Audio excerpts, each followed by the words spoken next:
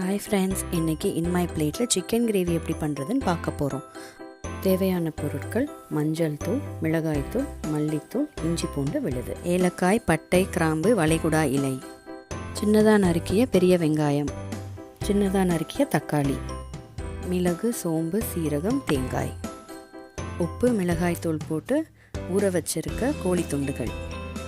நம்ம கிரேவியை திக்காக்குறதுக்காக கொஞ்சமாக தேங்காய் பேஸ்ட் ப்ரிப்பேர் பண்ண போகிறோம். அதுக்கு ஒரு மிக்ஸி ஜாரில் நம்ம வச்சுருக்க தேங்காய், அதோட சோம்பு ஒரு ஸ்பூன், சீரகம் ஒரு ஸ்பூன், மிளகு ஒரு ஸ்பூன் சேர்த்து நல்லா அரைச்சிடலாம்.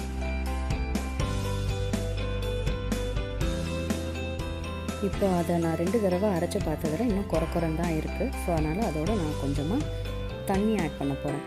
ரொம்ப தண்ணி ஆட் பண்ணாதீங்க, ஸ்லோவாக கூட ஆட் பண்ணிக்கலாம். தண்ணி 2க்கு 3 தடவை அரைச்சி பார்த்துட்டு கூட ஆட் பண்ணிக்கோங்க. நமக்கு மை மாதிரி தான் அந்த பேஸ்ட்டு வேணும். 3 தடவை அரைச்சதுக்கப்புறமா என்னோடய தேங்காய் பேஸ்ட் மை மாதிரி வந்திருக்கு. இப்போ கிரேவி எப்படி செய்கிறதுன்னு பார்க்கலாம். ஒரு பெரிய கடாயில் 4 ஸ்பூன் எண்ணெய், அதோட வளைகுடா இலை, பட்டை, கிராம்பு, ஏலக்காய் இது 4ஐயும் போட்டு நல்லா வதக்கிடலாம். இது நல்லா வதங்கினதுக்கப்புறமா நம்ம வெட்டி வச்சுருக்க வெங்காயத்தை சேர்த்துக்கலாம். இன்றைக்கி நான் 3 வெங்காயம் நறுக்கி சேர்த்துருக்கேன். நம்ம அதோட கொஞ்சமாக உப்பு சேர்த்து வதக்கினா சீக்கிரமாக நமக்கு வெங்காயம் வதங்கும், கண்ணாடி மாதிரி ஒரு டெக்ஸ்டருக்கு மாறும்.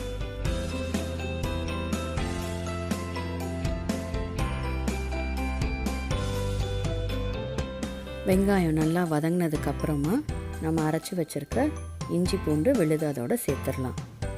ஒரு 1.5 ஸ்பூன் போட்டால் போதும்.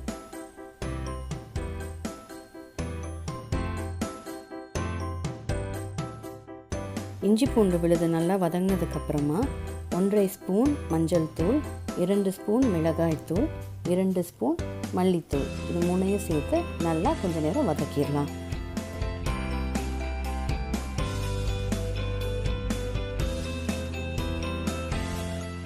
இதை நல்லா வதக்கி விட்டுட்டு இதோட நம்ம நறுக்கி வச்சுருக்க தக்காளி, 2 தக்காளி இன்றைக்கி நான் நறுக்கி சேர்த்துருக்கேன். அதோட 10 கருவேப்பிலை இலைகள் சேர்த்து வதக்கிக்கோங்க.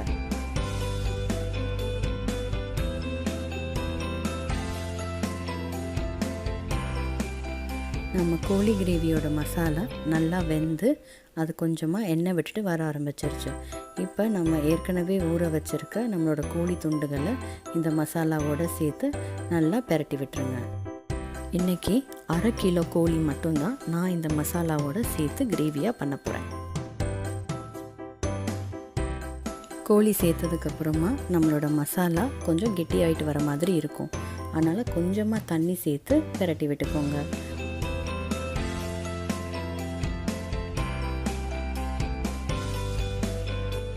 கோழி கிரேவிங்கிறதுனால நான் இன்னும் கொஞ்சம் தண்ணி ஆட் பண்ணிக்கிறேன். ஆனால் உங்களோட கோழியும் திரும்ப கொஞ்சம் நேரம் கழித்து நல்லா கொதி வந்ததுக்கப்புறமா தண்ணி விட்டுட்டு வரும். அதனால் இப்போ கொஞ்சமாக தண்ணி சேர்த்துக்கோங்க. அப்புறம் வேணும்னா திரும்ப கூட தண்ணி சேர்த்துக்கலாம். வேணுங்கிற அளவு கோழி கிரேவிக்கான தண்ணியை சேர்த்துட்டு அதை நீங்கள் ஒரு 5 நிமிஷம் மூடி வச்சிடுங்க.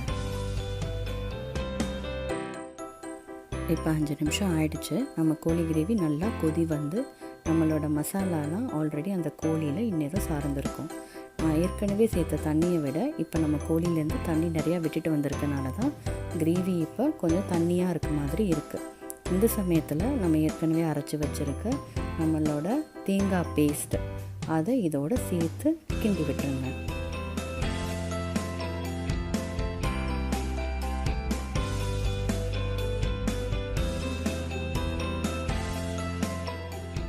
கோழியோடு நல்லா சேர்த்து அதை பரட்டி விட்டதுக்கப்புறமா ஒரு 15லேருந்து 20 நிமிஷம் நம்ம கோழியை மூடி வச்சு கொதிக்க விட்டுறலாம்.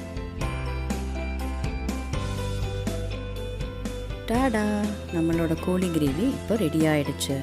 இதை நம்ம இப்போ பிளேட் பண்ணிடலாம். இட்லி, இடியப்பம், சாதம், சப்பாத்தி எல்லாத்துக்குமே இது ஒரு நல்ல சைட் டிஷ்ஷாக அமையும். இந்த கிரேவியை நீங்களும் ட்ரை பண்ணுங்கள். உங்களோட எக்ஸ்பீரியன்ஸை கமெண்ட்டில் ஷேர் பண்ணுங்கள். மறக்காமல் இந்த சேனலுக்கு சப்ஸ்கிரைப் பண்ணுங்கள். சாப்பாடை என்ஜாய் பண்ணுங்கள்.